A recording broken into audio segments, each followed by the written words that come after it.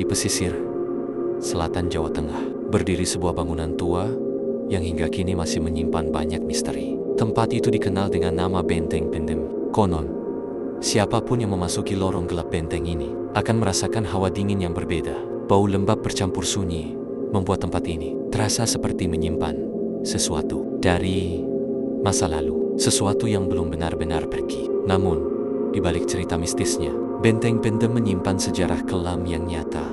Benteng ini dibangun oleh Belanda sekitar tahun 1861 hingga ke 1879. Saat itu, Belanda takut wilayah Cilacap diserang musuh dari jalur laut. Karena itulah, mereka membangun benteng pertahanan raksasa tepat menghadap Samudra Hindia. Nama asli benteng ini sebenarnya sangat panjang dan jarang diketahui orang. Tapi masyarakat lebih mengenalnya sebagai Benteng Pendem karena sebagian besar bangunannya berada di bawah permukaan tanah, seolah sengaja disembunyikan. Dari luar, benteng ini tampak seperti reruntuhan biasa.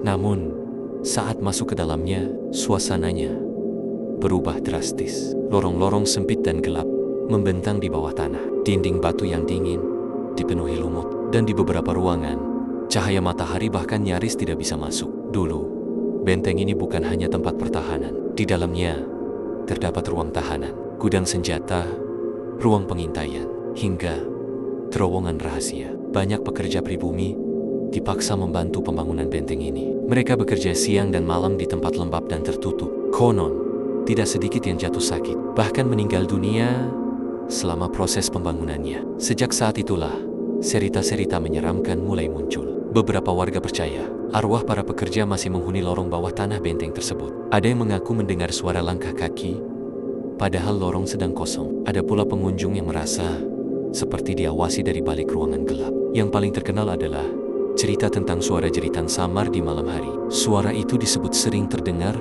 dari area penjara bawah tanah, terutama saat suasana sedang sepi dan berkabut. Bahkan beberapa orang pernah mengaku melihat sosok bayangan berjalan di ujung lorong, lalu menghilang begitu saja. Namun hingga kini, tidak ada yang tahu pasti apakah semua itu benar, atau hanya efek dari suasana benteng yang memang menyeramkan. Saat Jepang datang ke Indonesia pada tahun 1942, benteng ini sempat diambil alih dan digunakan sebagai markas militer. Setelah Indonesia merdeka, Benteng Pendem perlahan ditinggalkan dan tertutup tanah serta semak belukar selama bertahun-tahun. Hingga akhirnya, benteng ini ditemukan kembali dan dibuka sebagai tempat wisata sejarah. Meski kini ramai dikunjungi wisatawan, suasana mencekam Benteng Pendem masih terasa kuat, terutama saat senja mulai turun. Ketika lorong-lorong tua berubah gelap dan angin laut mulai terdengar seperti bisikan. Sebagian orang datang untuk belajar sejarah, sebagian lagi datang